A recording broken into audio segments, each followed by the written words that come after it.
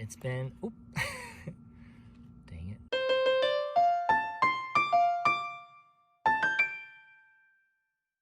Hey guys, I just wanted to make a video talking about one of my favorite plants today, and it is this white ghost Euphorbia.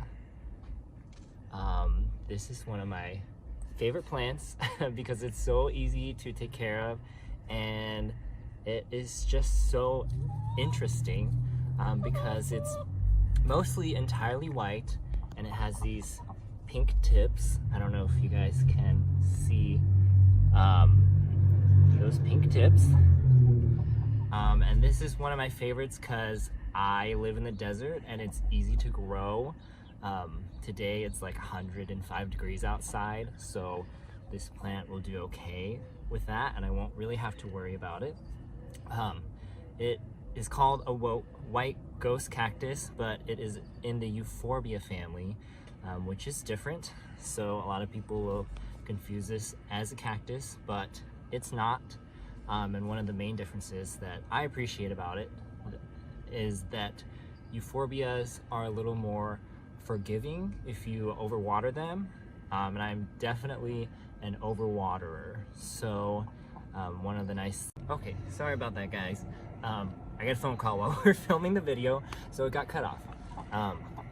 Anyways, Euphorbias, so they are kind of more closely, Euphorbias, their care is a little more similar to succulents, I would say, than cacti.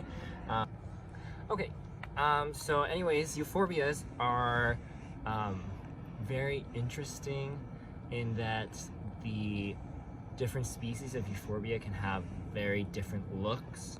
I have this one, which is my favorite, or I also have this royal red Euphorbia. So you can see it has a pretty cool red color along the stems of it, and you can see that the leaves are very small, and they can also be red. So that one is pretty cool. And I've seen a few other types that I would like to have, but I just don't have yet. But anyways, the care for these are really easy.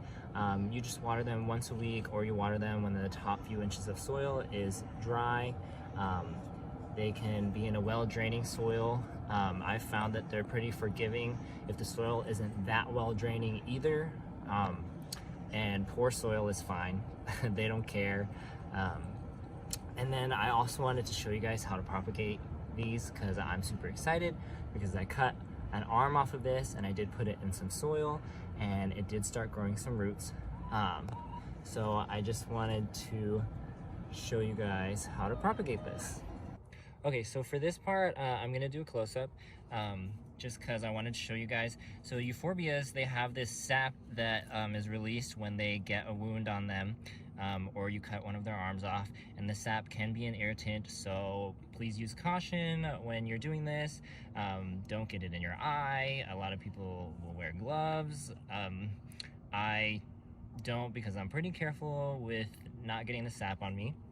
So just take a clean pair of shears, or you can take a sharp knife, and what I like to do is I like to pick a spot close to the stem here. I like to just cut off one arm.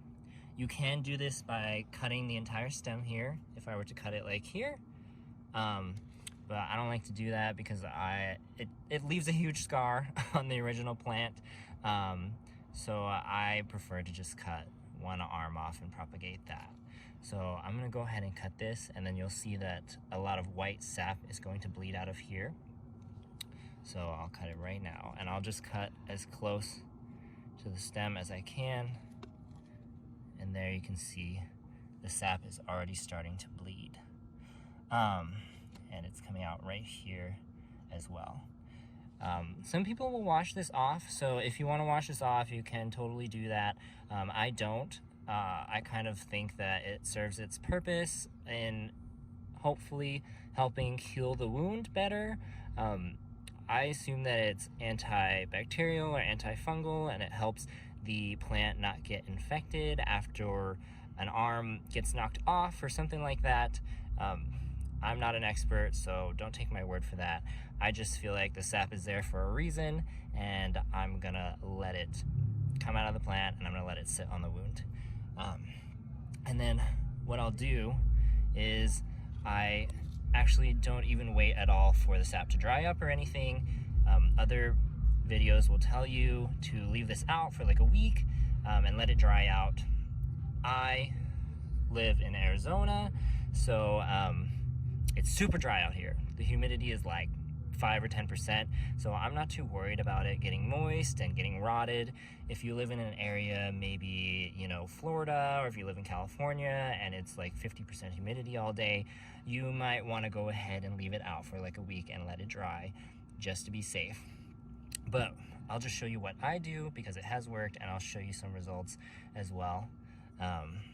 So I just take a 2-inch pot and I fill it with well-draining soil, and I stick this arm right in the center of it, just enough for it to stand up. That's it. And then I will not water it for a few days, and then I will start to water it thoroughly. This is a very small pot, so one of the things that I will say is that since this pot is so small, it dries out super fast. So I just water it every couple days. I check to see if it's dry. Usually the entire pot is dry because it's so dry here. And if you use a larger pot, your soil is gonna hold more water, and you might just wanna water it once a week and just let it soak up that water and let it grow some roots. And then I'm gonna show you one that I made. Okay, so I just wanted to show you guys one that has been in a pot for about a week and a half. It's not very stable, just so you know. So these are not stable, honestly, for quite a while. It takes a while for them to grow some roots, but this one does already have some, which I've been looking at because I'm impatient and I like to look at it a lot. Hopefully it doesn't kill it from me looking at it, and it hasn't so far, so it's been okay. But I'm gonna show you the root that it's grown after about a week and a half. So hopefully you can see that there's a small root there coming out of the bottom. Okay, so yeah, that's pretty much it. I've really been into euphorbias, cacti, and succulents a lot lately, and I've been collecting a few, but I just wanted to share this one because this is one of my favorites. It's just super awesome because it's white. Which is not common in a lot of plants. The chlorophyll absent plants are not super common, and the Euphorbia family has quite a few of those. And I just wanted to share this one. I am starting to collect them, so I'll probably share what I learned in the future about them. I am so glad that some of you guys are liking the videos that we're making. We're honestly just making them for fun, so hopefully you guys are enjoying watching us. Thanks for watching. Subscribe if you want to continue seeing us make more videos. Thanks.